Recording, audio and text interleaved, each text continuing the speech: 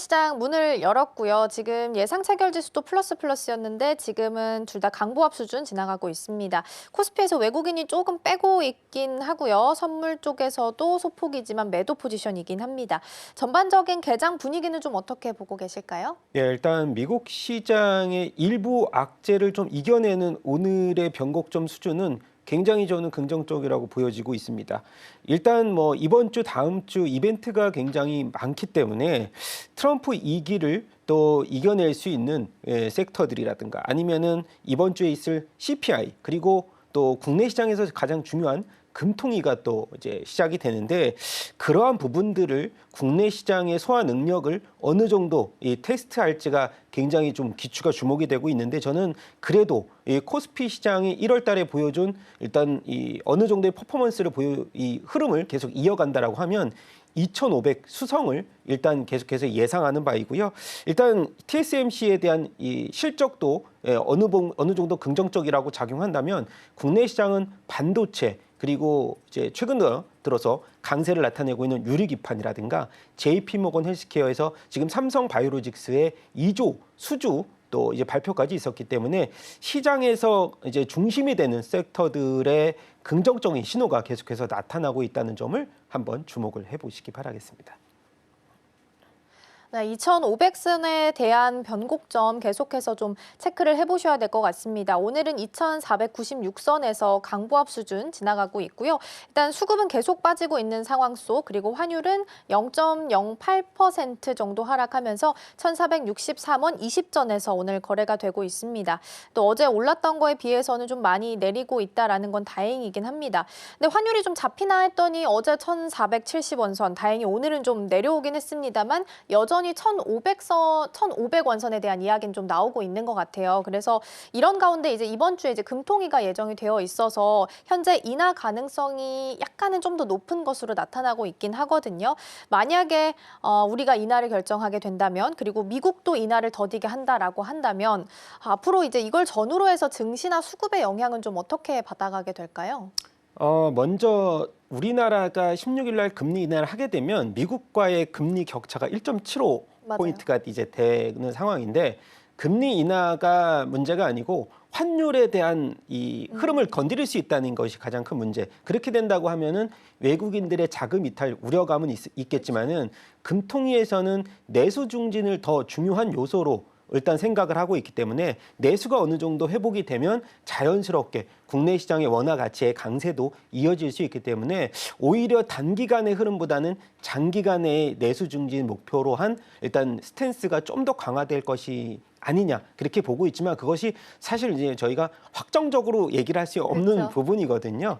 그리고 증권가에서도 이제 아까 말씀드렸던 금통위에 대한 스탠스를 굉장히 중립적으로 보고 있는 상황입니다. 엇갈린 반응이 이어질 수가 있고요. 미국과 같은 경우도 이번에 사실 10년 국채 금리 같은 경우에 지금 막 4.7 돌파 5%대까지 예상을 하는 상황이라서 사실은 지난 이 흐름으로 봤을 때 어느 정도 국민연금에 대한 환해지의 자금들이 계속 환율을 일정 부분 잡아준다고 하면은 이번에 1월 금통위에서는 금리 인하에 대한 방향성을 조금 더 예측해볼 만하다. 국내 시장의 흐름으로 봤을 때는 작년 연말에 좀 안타까운 악재들도 좀 있었기 때문에 가장 중요한 것은 소비자들의 심리에 대한 부분을 어느 정도 개선해 줄 수 있는지의 여부를 좀 더 주목해 볼 필요는 있다. 그렇게 좀 말씀을 드리고 싶습니다. 네, 방향성을 예측을 좀 해볼 수 있겠다라는 말씀해 주셨고요. 금리 인하보다 중요한 건 이제 소비자의 심리를 개선해 줄지 여부가 되지 않을까 싶습니다. 외국인 순매수 상단에 오늘 의외로 TNL이라는 종목이 좀 올라와 있고요. 기관 쪽에서는 오늘 삼양식품을 좀 담아가고 있습니다. 어제 이제 수출 데이터 발표가 있어서 아마 영향을 좀 받은 것으로 풀이가 좀 되는데 수출주들 전반적으로 좀 긍정적으로 바라봐도 되는지 궁금합니다. 여전히 달러원 환율이 불안하긴 하니까요. 예, 지금 보면은 이제 뭐 환율은 일정 부분 안정화가 조금 진행이 됐다고는 하지만 최근 들어서 전국의 불안정이 해소가 빠르게 되지는 않고 있는 상황이고 앞서서도 제가 환율 얘기를 조금 더 해드렸지만은 환율의 무풍지대에 있는 오늘 흐름을 본다면 엔터주들이 굉장히 게임 큰 엔터. 강세들을 보여주고 있고, 뭐 조선주는 그동안의 상승률이 좀 어느 정도 이제 밸류에이션 부담감 때문에 그렇게 반등폭 크지 않았지만은 어제 같은 경우에 일단 그 화장품주들 같은 경우도 일부 종목들을 중심으로 강세를 보여주고 있는 상황에서 저는 보면은 일단 트럼프의 이기에 앞서서도 이제 환율 관세와 관련돼서 이 환율의 무풍지대에 있는 이제 종목들도 관세 무풍지대에 있는 종목들도 반등을 해줬지만 핵심적인 요소는 수출 데이터를 이제 포함한 이 환율의 강세에서 수혜를 받을 수 있는 업종들이 당분간은 계속해서 강세를 보일 것으로 예상이 되고 있는 상황입니다.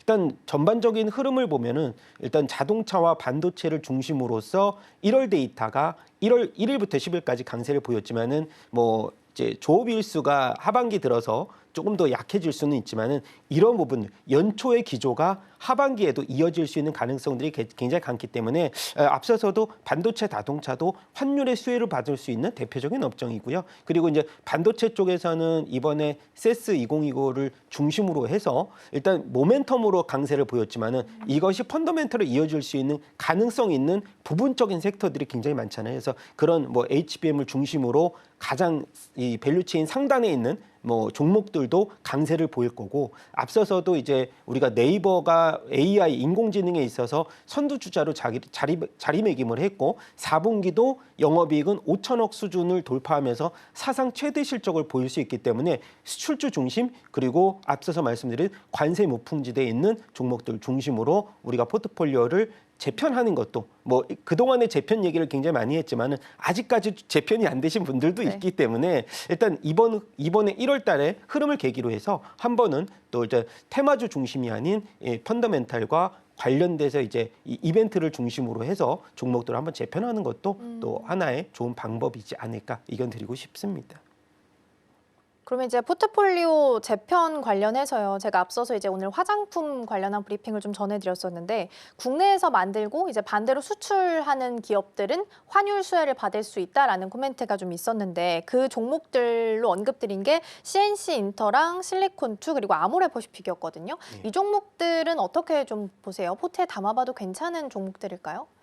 먼저 이제 실리콘2 같은 경우는 뭐 다양하게 이제 고객사가 너무나 다양하고, 그리고 해외 매출 비중이 지금 올해 예상이 90%, 이제 95%까지를 넘어갈 수 있는 그 흐름이기 때문에 제가 앞서서도 이제 수출과 관련된 종목을 뽑자면은 실리콘2를 여기서는 빼놓을 수가 없을 거고, 뭐 일단 대장주로 여기는 것은 VT이고 CNC 엔터는 가격적으로 워낙에 고점에서 하락폭이 컸기 때문에 이제 기술적 반등과 더불어서 일단 펀더멘탈의 개선 여부도 중요하겠지만은 핵심 가치는 저희가 실리콘투하고 VT를 빼놓을 수는 없다. 그리고 이제 앞서서도 최근 들어서 뭐 한국콜마나 코스맥스나 4분기 실적 영업이익률 7%대 컨센서스 상회하면서 이제 레포트들이 조금씩 나와주고 있는 ODM 업체 중에서 이제 중국향 매출은 있지만 일부 미국향의 매출이 성장폭이 좀 큰 업체들 중심으로서 ODM 업체를 본다면은